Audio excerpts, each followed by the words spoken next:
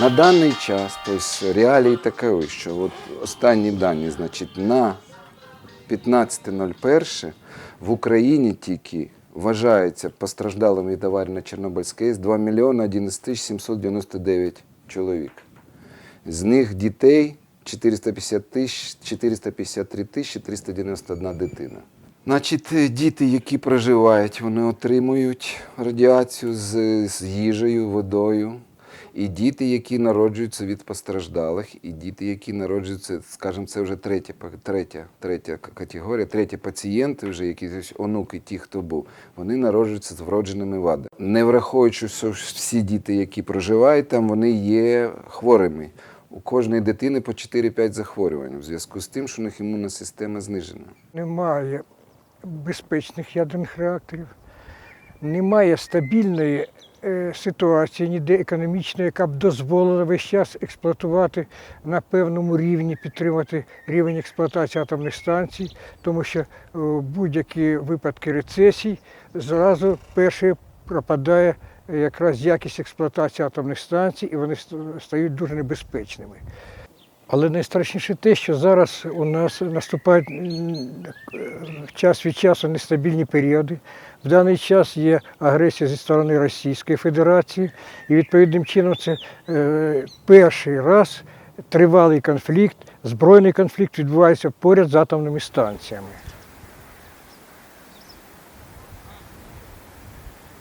Ну, значит, этого не должно быть. Это по-любому не должно быть. Тут никаких военных действий не должно быть. И страна, и все мировое сообщество должны приложить максимум усилий, чтобы здесь военных действий не было. Мне вот задавали тоже вопрос с прессы, а ведь Запорожская станция рассчитана на боевые действия? Не рассчитана. Здесь боевых действий не должно быть. Атомные станции не готовились под боевые действия. Путіну треба проторити дорогу на Крим, а дорога на Крим буде вести по-любому через Запорізьку область. Це Бердянськ, Мелітополь і далі на Крим. А від Мелітополя до Енергодара тут, як кажуть, рукою подати на відстані залпу якоїсь потужної гармати. Зараз на цій станції працює 6 ядерних реакторів. Планується ще добувати 2, 7 і 8, але ж поки що 6. Были проведены стресс-тесты, выявлены дефициты безопасности и были разработаны мероприятия, которые бы компенсировали эти дефициты безопасности. Сейчас у нас эти все мероприятия включены в комплексную программу повышения безопасности, и нам поставлена задача реализовать эти мероприятия постфукусимские до продления срока эксплуатации. Вот. Ну, конечно, в силу ряда причин какие-то мероприятия у нас будут реализованы, какие-то будут в стадии реализации. Но Госатомрегулирование тоже понимает, что в связи с определенными сложившимися обстоятельствами, например, позднее финансирование мероприятий, раз. Потом существующая на Украине система или закон о закупках, который не дает, скажем, на Энергоатома более-менее как-то свободно закупать то, что нам надо. После оценки мы видим, или нам ничего не надо делать для продления, или нам какие-то компенсирующие технічні мероприятия. І в даний час ми можемо виконувати інспекційні перевірки у 2 випадках. Перший випадок – це запрошення ліцензіата для проведення перевірки. Другий варіант – це дозвіл Кабінету міністрів на проведення такої перевірки.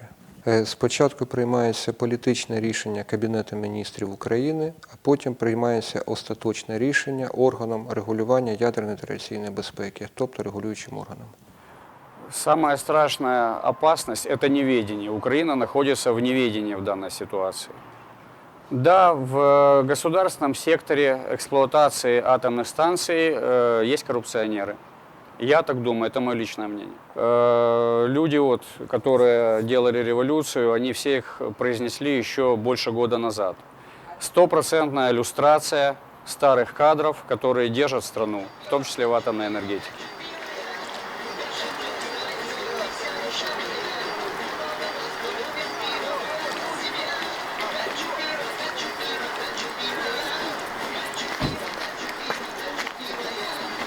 Давайте, дед, вас знімають, да? Ну як вам це краще розказати? Народ зайнятий більше як кажуть, насущними проблемами, хлібом насущним, сьогоднішнім днем. Вони ловлять рибу для того, щоб її їсти, а не просто відпочивають. Все. Тому вони не думають про те, що вони їдять щось недобре. Стоит она себе и стоит. И раньше там было дешевле электроэнергия, кто живет. Сейчас нет, сейчас оно идет, льготы все эти снимаются, оно идет по общей цене, как всем людям. И всё. Киловатт идет как везде, что здесь, что в Киеве, одинаково. Вот такая беда. А так ничего, вот рыбалка, пожалуйста, плюс хороший, что вода теплая, и поэтому рыба круглый год, и зимой, и летом здесь постоянно ловится. Это хорошо для рыбаков, потому что больше нигде такого, наверное, нет у нас. The situation is that those reactors are in a bad state, always been. They lag behind 15 years in safety level, and they're definitely not catching up.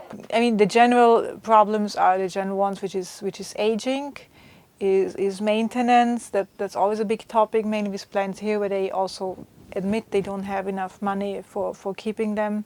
300 million euro came from the EBRD, and Euratom should also give 300 million, and they always do this with the argument that then they would have a say in it. But this is of course completely wrong, because the EBRD granted this 300 million loan 2 years ago, and what happened in those 2 years is that the regulator now has this Unit 1 in South Ukraine licensed for operation, although its own recommendations and requirements are not fulfilled. So we have zero say by giving money. In the case of Ukraine, impact assessment was a condition for the EBRD loan and did not happen properly.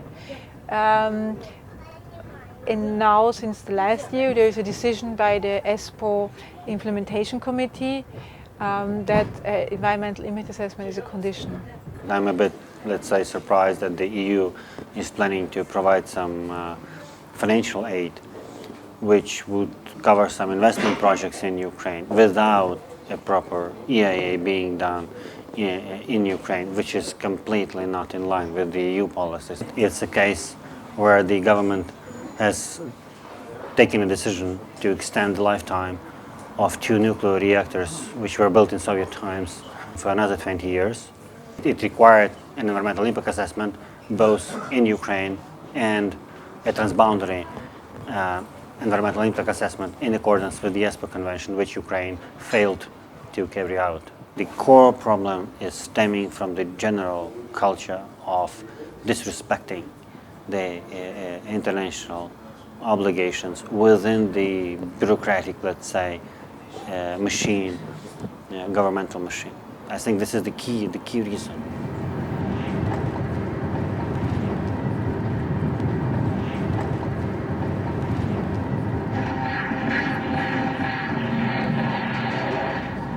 A series of detonations go off in the core of the reactor.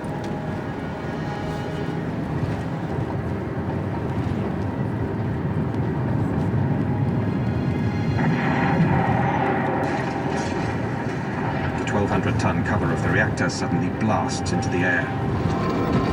The most serious nuclear accident in history has just taken place. To avoid any panic, the authorities conceal the seriousness of the situation. Inhabitants are given 2 hours to gather their belongings and assemble in front of their buildings.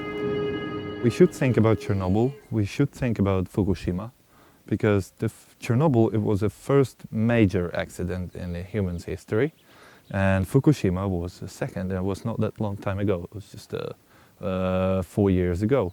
So we should remember about that. And we should remember that the nuclear power is not without the consequences. But if you know a proper way, if you can figured a proper way to operate nuclear power, you can deal with it.